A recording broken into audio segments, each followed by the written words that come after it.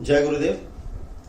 नमस्कार दोस्तों, मैं एस्ट्रो महेश एक बार फिर से आपका हार्दिक स्वागत करता हूं अपने YouTube चैनल पर। जैसा कि मैंने पिछले वीडियो में आपको बताया था कि आने वाला वीडियो एक ऐसे विषय पे बनाऊंगा जो हमारी रोजमर्रा की जीवन में घटित होने वाली घटनाओं से संबंधित होगा।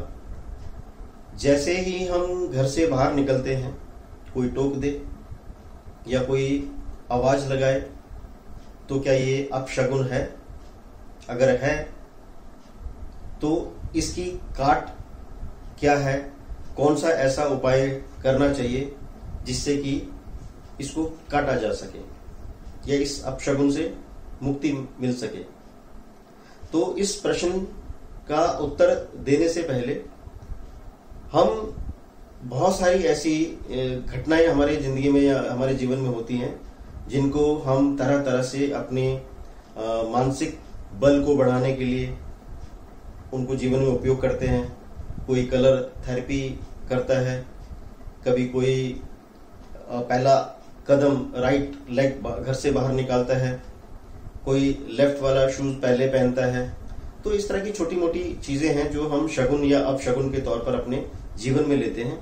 और इसी तरह की घटना एक ये भी है कि जब भी आप किसी कार्य के लिए घर से बाहर निकलते हैं तो कोई आपको पीछे से टोक तो नहीं रहा, कोई आवाज तो नहीं लगा रहा, तो क्या ये अपशगुन है? तो है तो क्यों?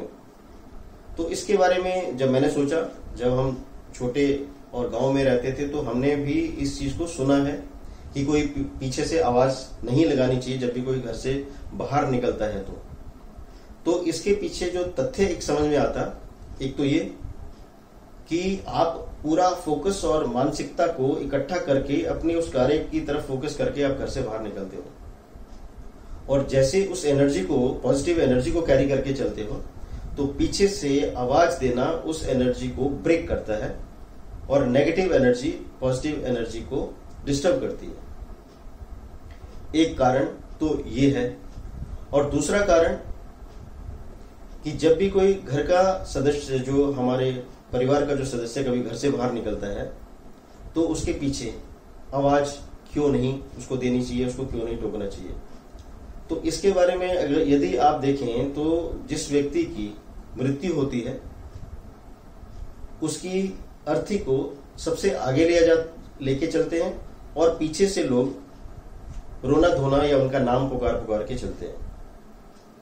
तो इसका कारण कि जीवित व्यक्ति को पीछे से आवाज लगा करके टोकना गलत होता है, क्योंकि ऐसा हमारी संस्कृति में मृत्यु के बाद किया जाता है।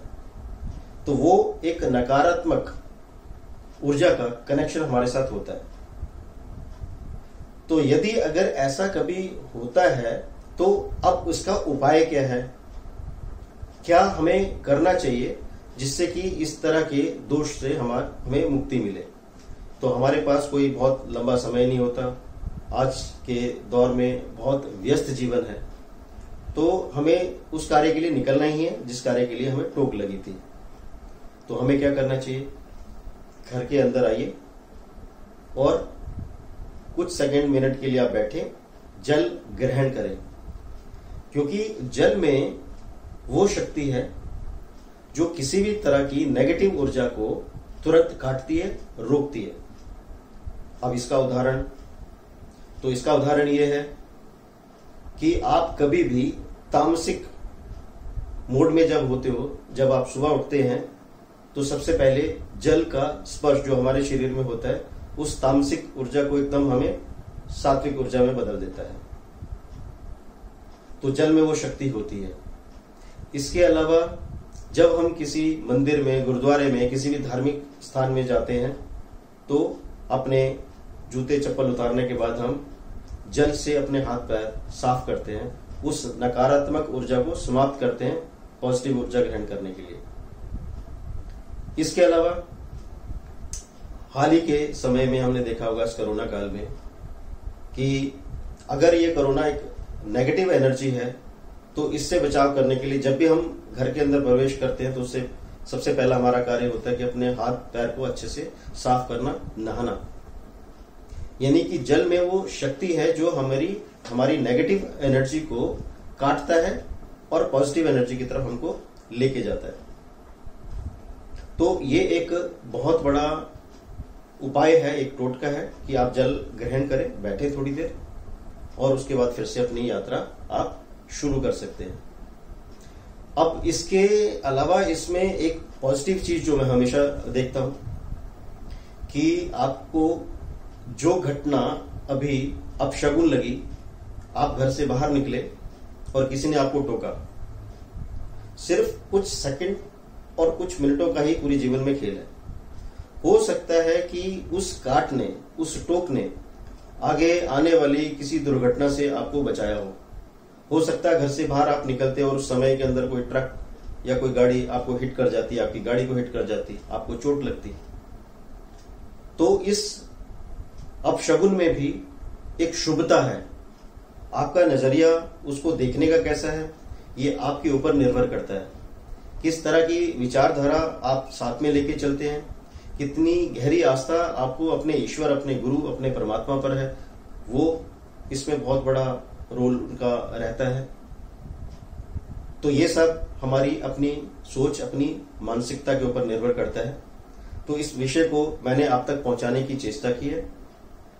सोच आपकी है, विचार आपके हैं, इसमें से आपने पॉजिटिव लेना है या नेगेटिव लेना है, ये आपके ऊपर निर्भर करता है। तो आशा करता हूं कि ये वीडियो मेरा आपको पसंद आया हो, तो इसको शेयर करें अधिक से अधिक लोगों के साथ। और जो चर्चा मैंने आज की है इससे संबंधित यदि आपके कोई विचार हो तो मेरे कमेंट बॉक्स में अवश्य लिखें। हाँ, यदि कोई भी ऐसा और अपशगुन जो आप मानते हैं या समझते हैं उसके प्रति आप अवश्य लिखें, और उसका साइंटिफिक रीजन क्या हो सकता है, उसकी कैसे काट हो सकती है, या उसको पॉजिटिव तरीके से कैसे देखना चाहिए, इसके बारे में भी हम चर्चा करेंगे। क्योंकि हमारी सोच उस हालात के अनुकूल होती है, लेकिन उसके बाद जब हम उस दायरे से बाहर आते हैं तो हमारी सोच बदल सकती है। इसका एक उदाहरण यदि मैं आपको दूं तो मेरे एक जानने वाले, एक मेरे मित्र आगरा के ही रहने वाले हैं, आगरा गए हुए थे।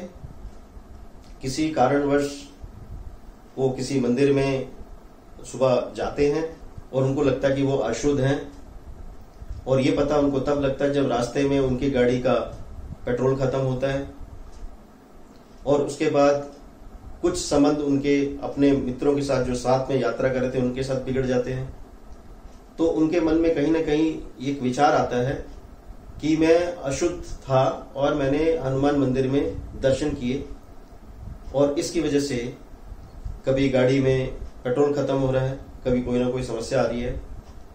और जब उन्होंने ये बात मेरे से कही तो मेरे मस्तिष्क में तुरंत एक बात आई कि हनुमान जी की, आपकी अंतर शरीर की जो अशुद्धि है इससे कोई लेना देना नहीं है। आपने अपने हृदय से, अपने मन में उनको मान करके, उनके प्रति अपनी जो आस्था थी उसके कारण आपने उनको नमन किया, उनके दर्शन किए। जिस चीज को आप नकारात्मक समझ रहे हो सकता है कि आपने वो उस दिन उनके दर्शन किए जिसकी वजह से आपकी कोई बड़ी दुर्घटना होने से बच गई। और जब आपकी गाड़ी का पेट्रोल खत्म हुआ तो जो उन्होंने बताया कि तुरंत उनको मदद करने के लिए कोई बाइक वाले आए जो उनको पेट्रोल ला करके दे के गए वापस। और जो मित्रगण जिनके साथ उनका व्यवहार खराब हुआ वो फिर से ठीक हुआ। तो इसका सबसे बड़ा कारण ये रहा कि चाहे शरीर से अशुद्ध क्यों ना हो, लेकिन ये अशुद्धि आपके शरीर की थी। आपकी आत्मा हमेशा पवित्र रही, आपकी सोच अच्छी रही, और इसकी वजह से ईश्वर ने, स्वयं हनुमान जी ने आपकी रक्षा की। तो किसी भी विषय को आपको किस दृष्टि से देखना है, किस कलर से देखना है, ये आपके अपने ऊपर निर्भर करता है। बहुत बहुत धन्यवाद। जय गुरुदेव।